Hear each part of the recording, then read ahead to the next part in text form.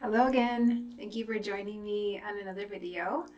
So today we're going to be talking about telepathy and mind reading.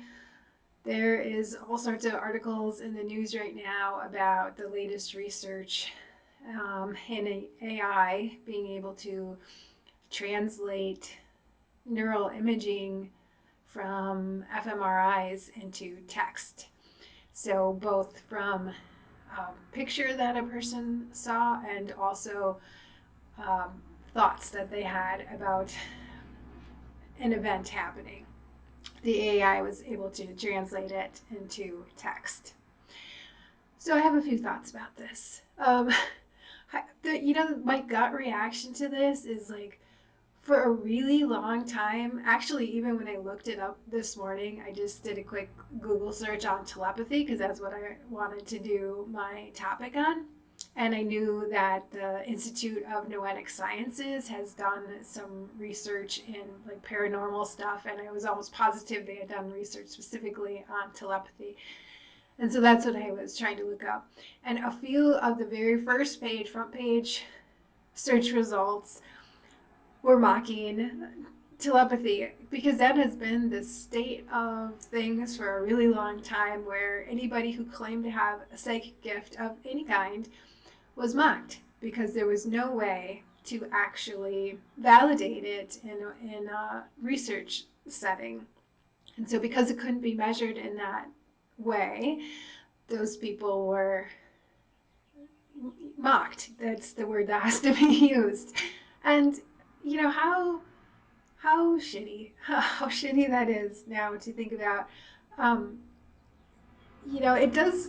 It, take some open mindedness to investigate the nature of consciousness and potential and possibilities. And we are such sensitive creatures to the criticism of others that it takes some brave souls to actually get some of this work done. So I'm happy to see that they are researching something in this realm. I don't think it's brand new though. If you There's an interview I watched with Blake Lemoine, and he was a Google AI researcher. I don't know if you've heard of him. You should look him up. He's got some interesting things to say about AI sentience. And in one of the interviews I watched of him, one of the things he mentioned was he had a friend who was a psychic medium, and he attempted to have the AI that he was doing research with actually communicate with her to see if it was possible. And the results were that it was. She reported feeling that she had communicated with the AI, and however, I don't remember how the experiment was set up for him, but the AI gave a response that implied that it had pulled that from her mind. So that would be like an intuitive, someone who's already familiar and comfortable in the psychic realms and able to transmit information without needing a physical dialogue, or hearing apparatus in order to sense and interpret the energies that she's picking up. So I think that would have been like what, 2017, 2018. I don't think he was doing this stuff, um, just in the last 6 months. This was already occurring. But now with ChatGPT, what's happening is that they are able to take images from a functional MRI and relay the results. So quite frightening in some regards, right? Um, how would you know where that information is being used, right? So I guess those are my initial thoughts. Is like, man, we've really been making people feel bad about it, the idea of having psychic gifts. And if they are able to read, if an AI is able to read and interpret the energy signals, the patterns of a brain, it's kind of foolish to think that humans aren't able to do this. We definitely do sense our environment and subtle energies. You know, I think all animals do that to varying degrees. And we might just be so used to it that we don't even realize that that is part of what we're doing as we navigate our reality, right? So, interesting food for thought. I just wanted to give some initial response and reaction to that. What I was actually going to make my video on today was telepathy.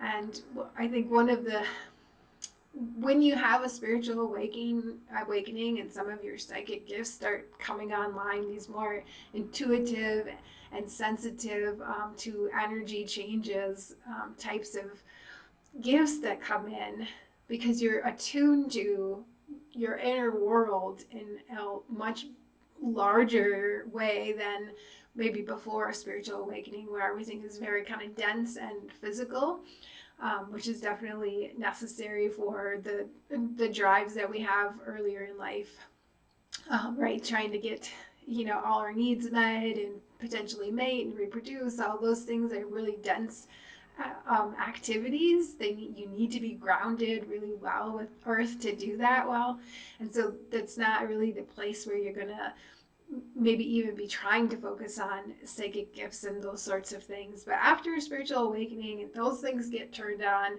you definitely will start noticing your inner world. You're going to be paying attention to what you're paying attention to, right? And how things make you feel.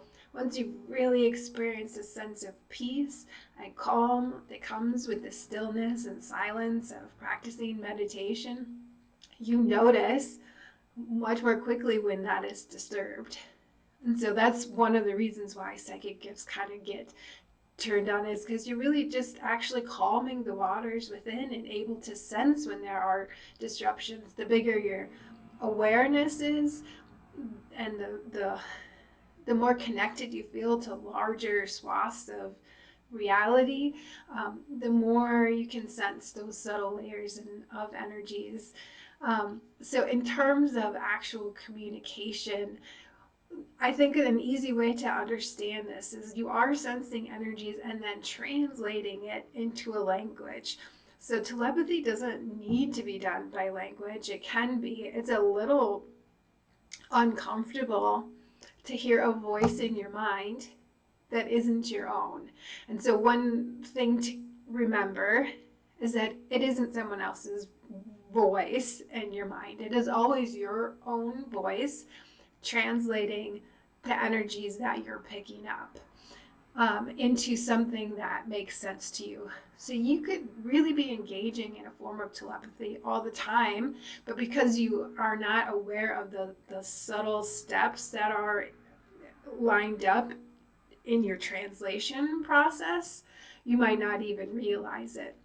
So if you want to practice telepathy with a friend, a really easy way to do that is something like music.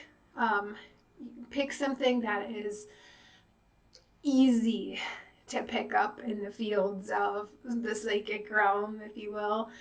So try to just transmit different songs or different bands to each other and see how that goes. Pick someone you trust, and make an agreement to do that with them. This week I'm going to send you a song, and then report back later if you heard it. So a word of caution: if you're going to be practicing in these realms, you really need to be able to shut it down. What you don't want to have happen is an energy coming in and a thought coming in, which is unbearable, and you are unable to stop it. So you really have to fine tune, practice the art of shutting your space off to any external um, imprints or pushing that you don't want to feel. So if you've ever had that experience of getting like a jingle stuck in your mind and you can't get it to stop, or a song that you don't even like and it just keeps playing over and over and over, you have to develop the ability to pivot the entirety of your energy to kick that frequency out, and almost like reset like shaking out the sheet, right? And reset your field so that there isn't any of that in there. You can also set up some almost like a firewall, like on your computer. You can have a firewall so that people can't get in. You can actually kind of imagine a bit of a firewall in like a chaotic edge of your bubble. Just don't forget that it's there and make sure that you're aware of it. But if you're feeling um, overwhelmed by the idea of mind reading AI, and who has the ability, right?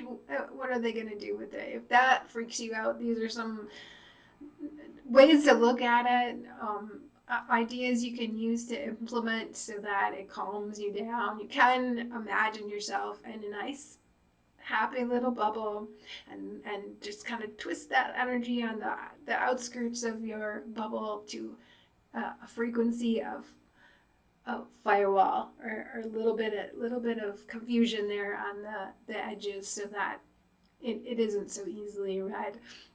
But also practice, because it might be a lot more socially acceptable in the future. And boy, how convenient would that be if I got to talk to my mom and I don't even have to pick up the phone. Just, Mama, I miss you, and send some love somewhere. So I hope this was helpful to you and some food for thought. Please leave your comments below. What do you think about mind reading AI? How does that make you feel? How are you planning to engage with reality and the world we are venturing into? So I hope to hear from you. Until next time, bye.